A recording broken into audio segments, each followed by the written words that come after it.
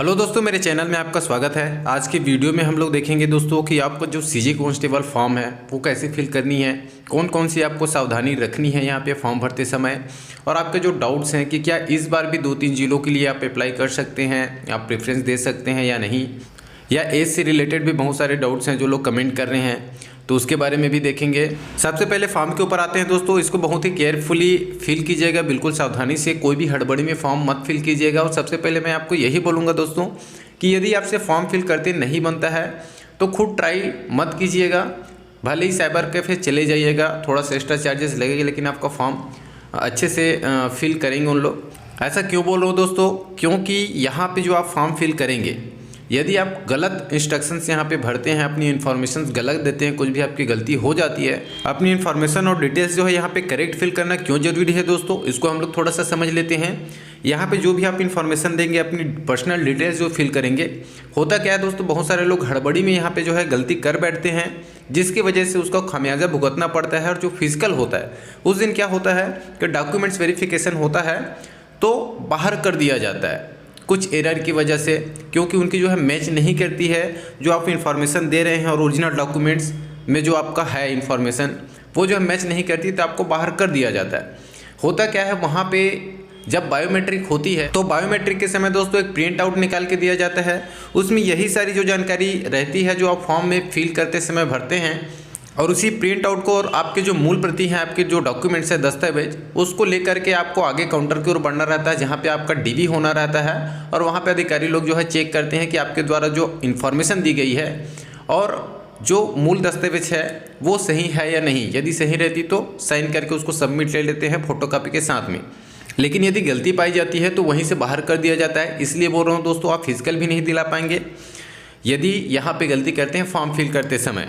दूसरी चीज़, आपका जो डाउट्स है दोस्तों कि क्या इस बार भी जो है 2-3 जिलों को प्रेफरेंस चुनने का मौका दिया जा रहा है कि आप 2-3 जिलों से अप्लाई कर लेंगे पिछले बार की तरह, तो ऐसा बिल्कुल भी नहीं है दोस्तों। पिछले बार क्या हुआ था कि आप 2 से 3 जगह अप्लाई कर लेंगे, तीनों जगह फिजिकल दिलाएंगे, उसके बाद आपके पास ऑप्शन रहता था कि आप कौन से जिले के लिए जो है रिटन एग्ज़ाम दिलाएंगे। लेकिन इस बार क्या है दोस्तों, केवल और केवल एक जिले का ही आपके पास चॉइस है। पूरे छत्तीसगढ़ में किसी भी एक ज़िले में ही अप्लाई कर पाएंगे यदि आप आरक्षक के लिए डाल रहे हैं। यदि आप और भी जो ट्रेड्स में निकले हुए हैं तो उसके लिए अलग से आप फॉर्म अप्लाई कर सकते हैं, लेकिन आप 2-3 जिलों में इस बार नहीं डाल पाएंगे। तो सबसे पहले तो आप ये डिसाइड कर लीजिएगा दोस्तों कि आप जो है कौन सी डिस्ट्रिक्ट में डालना चाहते हैं, ठीक है। उसके बारे में आगे थोड़ा सा चर्चा करेंगे। तीसरा जो है दोस्तों, एज कैलकुलेशन कहाँ से किया जा रहा है, तो आयु की गणना जो है जो दोस्तों नोटिफिकेशन के अकॉर्डिंग किया जा रहा है 2023 से, 2024 से नहीं किया जा रहा है। नोटिफिकेशन 2023 में जारी किया गया है, तो 1/1/2023 की स्थिति में आपकी मिनिमम आयु जो 18 वर्ष है वो होनी चाहिए। तो अब फाइनली फॉर्म के ऊपर आते हैं दोस्तों कि आपको कैसे फॉर्म फिल करना है, ठीक है। तो जैसे ही आप ऑफिशियल वेबसाइट खोलेंगे, यहाँ पे 2 फॉर्म फिल है। एक तो नीचे वाला है click here to apply for CF requirement exam 2023।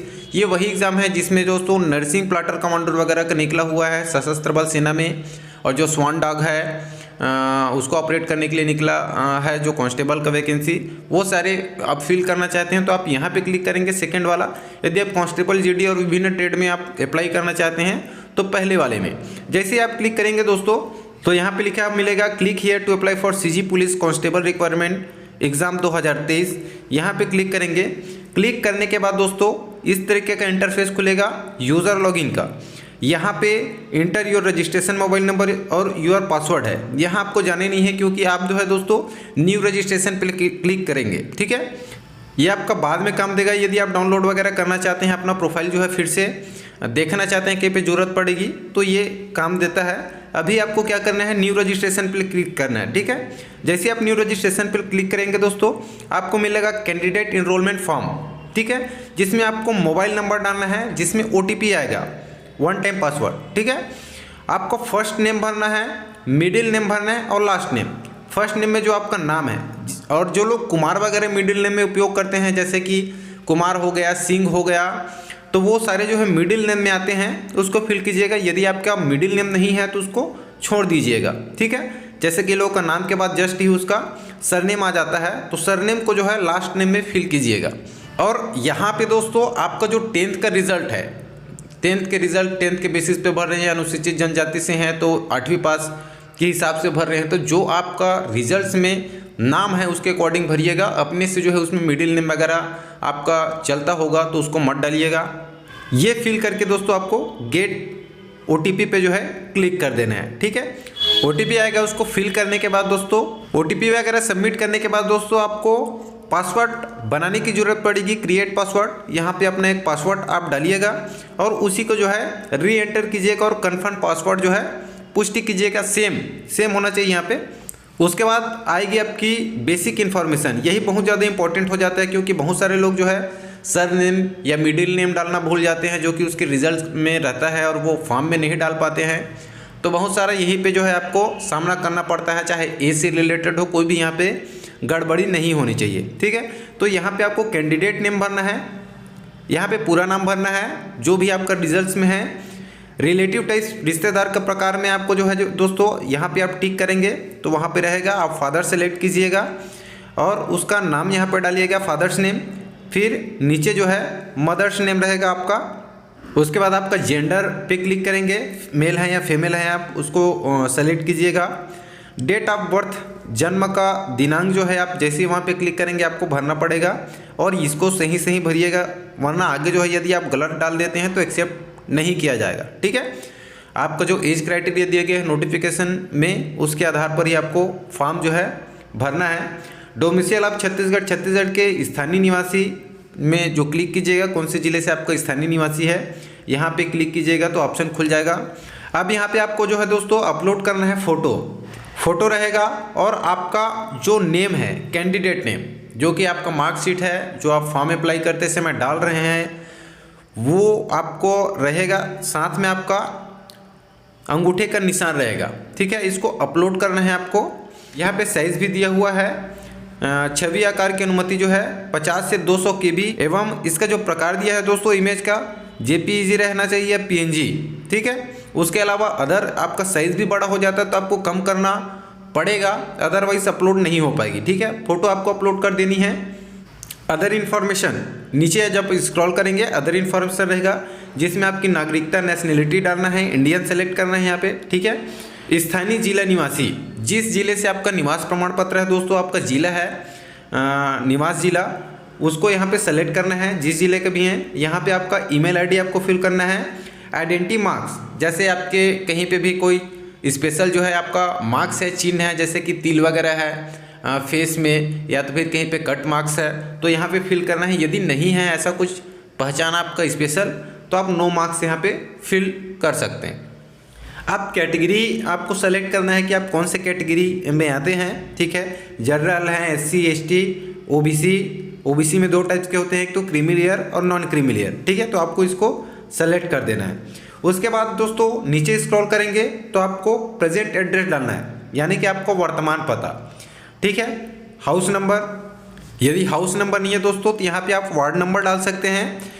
State कौन सा है, शहर और गांव, जिस भी गांव या शहर से बिलोंग्स करते हैं उसको लिखना है। स्टेट आपको सेलेक्ट करना है छत्तीसगढ़। डिस्ट्रिक्ट जो है ज़िला यहाँ पे भरना है और उस का पिन कोड। ठीक है, उस एरिया का आपको पिन कोड यहाँ पे डालना है। यदि आपका परमानेंट एड्रेस जो कि नीचे में आपको फिल करना है सेम ही है, प्रेजेंट और परमानेंट एड्रेस, तो आपको जस्ट यहाँ पे क्लिक कर देना है address same as present address, तो ऑटोमेटिक नीचे का परमानेंट एड्रेस जो है फिल हो जाएगा। यदि आपका परमानेंट एड्रेस दूसरा है, आप दूसरा एड्रेस डालना चाहते हैं तो फिर से वही सारी चीज़ें आपको डालनी है जो कि ऊपर डाले हैं।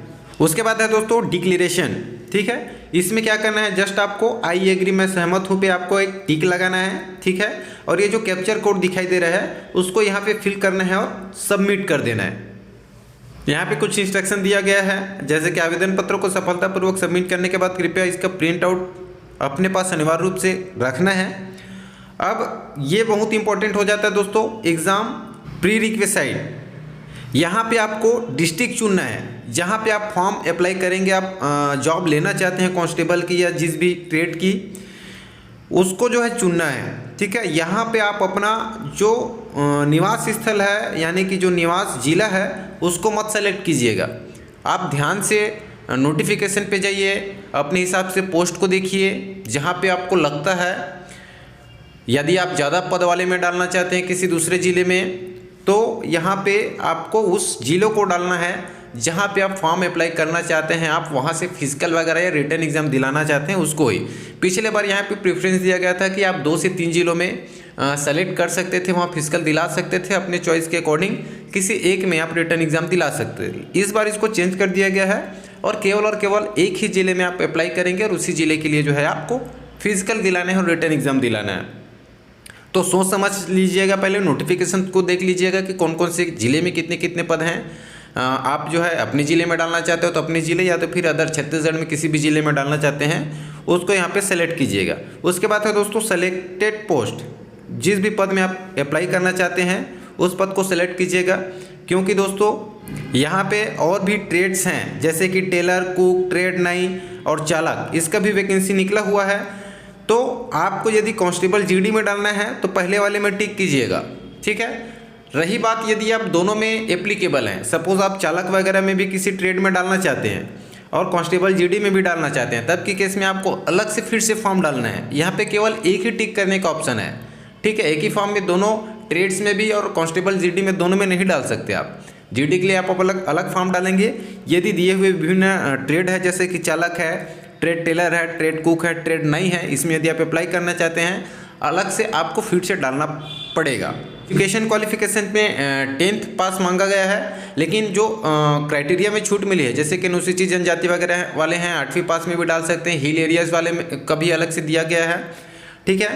तो आप जिस भी क्वालिफिकेशन से एलिजिबल हैं कैटेगरी वाइज तो देख लीजिएगा, ठीक है। अदर एजुकेशन क्वालिफिकेशन को भी आप डाल सकते हैं, जैसे कि आप आगे तक पढ़ाई किए हैं 12th तक तो 12th डाल सकते हैं, ग्रेजुएशन किए किसी फील्ड में उसको भी आप यहाँ पे अप्लाई कर सकते हैं। उसके बाद है दोस्तों क्या आप बोनस अंक से संबंधित पात्रता रखते हैं, जैसे कि आपके पास यदि दोस्तों राष्ट्रीय अंतर्राष्ट्रीय पर खेलों में प्रवीणता है, यानी कि आप नेशनल खेल चुके हैं, या तो फिर आपके पास एनसीसी प्रमाण पत्र है वो भी सी, ठीक है, एनसीसी प्रमाण पत्र सी, और एनएसएस है, ठीक है, यानी कि राष्ट्रीय सेवा योजना का प्रमाण पत्र है, तब की केस में आपको क्या करना है, हाँ कर देना है और यहाँ पे कौन से आपके पास डॉक्यूमेंट्स उसको क्लिक करना है। 5 अंक दिया गया है दोस्तों, मैक्सिमम 10 अंक आपको बोनस अंक है। सपोज आपके पास नेशनल प्लेयर का भी सर्टिफिकेट है, खेल चुके हैं, तो आप यहाँ पे भी टिक करेंगे पहले में, और यदि आप एनसीसी प्रमाण पत्र भी आपके पास है तो दूसरे में भी टिक करेंगे, ठीक है। तो यहाँ पे आपको 10 अंक दिया जाएगा। सपोज आपके पास दोस्तों किसी एक है बोनस अंक के लिए किसी भी एक प्रकार की प्रमाण पत्र है यहाँ पे, तो केवल एक को ही टिक करना है, आपको 5 अंक अतिरिक्त अंक दिया जाएगा। यदि नहीं है तो नो पे क्लिक कर दिया जाएगा सीधा, ठीक है। उसके बाद क्या आप उच्चतर आयु सीमा में छूट की पात्रता रखते हैं, जो मैक्सिमम एज है दोस्तों उसके अलावा भी कैटेगरी वाइज रिलैक्सेशन दिया गया है।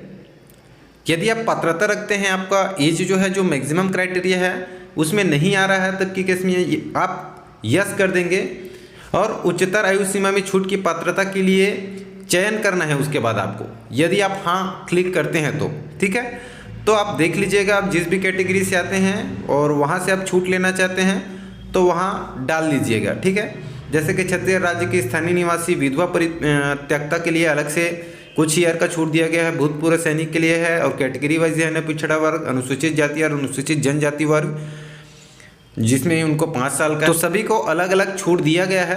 तो आप यदि यहाँ से बिलोंग्स करते हैं तो यहाँ पे डाल दीजिएगा, ठीक है, एज रिलैक्सेशन चाहते हैं तो। उसके बाद दोस्तों क्या आप भूतपूर्व सैनिक है नीचे में, उसमें टिक करना है, यदि हाँ तो हाँ, नहीं तो नहीं, ठीक है। उसके बाद नेक्स्ट जो स्टेप होगा दोस्तों, अभी तक इन्फॉर्मेशन भर रहे थे, उसके बाद पे वाला रहेगा, ठीक है। आपको पे करना है, चूँकि यहाँ पे चार्जेस रखा गया है, तो आप जो फिल किए हैं कैटेगरी वाइज आप फिल किए हैं उसके अकॉर्डिंग ऑटोमेटिक यहाँ पे 200 रुपीज़ लिखा जाएगा। यदि आप दूसरे कैटेगरी के हैं जिनमें कुछ कम फीस रखा गया है तो वहाँ पे ऑटोमेटिक आ जाएगी, ठीक है, आपकी कैटेगरी के हिसाब से। उसके बाद आपको दोस्तों पे नाउ पे क्लिक करना है। यहाँ पे आपको 4 प्रकार से आप पे कर सकते हैं, एक तो क्रेडिट कार्ड से, डेबिट कार्ड से, नेट बैंकिंग से, पे यूजिंग UPI ID VPA से, ठीक है। तो यहाँ पे आप डिटेल्स भर कर दोस्तों पे कर लेंगे। उसके बाद फाइनल आपका जो है दोस्तों फॉर्म जो है सबमिट हो जाएगा पे करने के बाद। उसके बाद आपको जस्ट एक प्रिंट आउट निकालना है या डाउनलोड करके अपने मोबाइल पे रख लेना है या स्क्रीनशॉट रख लेना है रजिस्ट्रेशन आईडी वगैरह का जो आप इन्फॉर्मेशन दे रहे हैं। ठीक है, तो दोस्तों फॉर्म जो है अच्छे से फिल कीजिएगा, कोई भी गलती ना हो ताकि आपका डॉक्यूमेंट्स वेरिफिकेशन में कोई प्रॉब्लम ना जाए। कई लोगों के पास दस्तावेज सही होते हुए भी गलत जानकारी भरने की वजह से डॉक्यूमेंट्स वेरिफिकेशन में कट जाते हैं। आज के वीडियो में इतनी है दोस्तों, मेरे द्वारा दी गई जानकारी आपको अच्छी लगी होगी और इसी प्रकार का जॉब अपडेट से रिलेटेड वीडियोस चाहते हैं तो चैनल को जरूर सब्सक्राइब कर लीजिएगा। मिलते हैं अगले वीडियो में, तब तक के लिए धन्यवाद।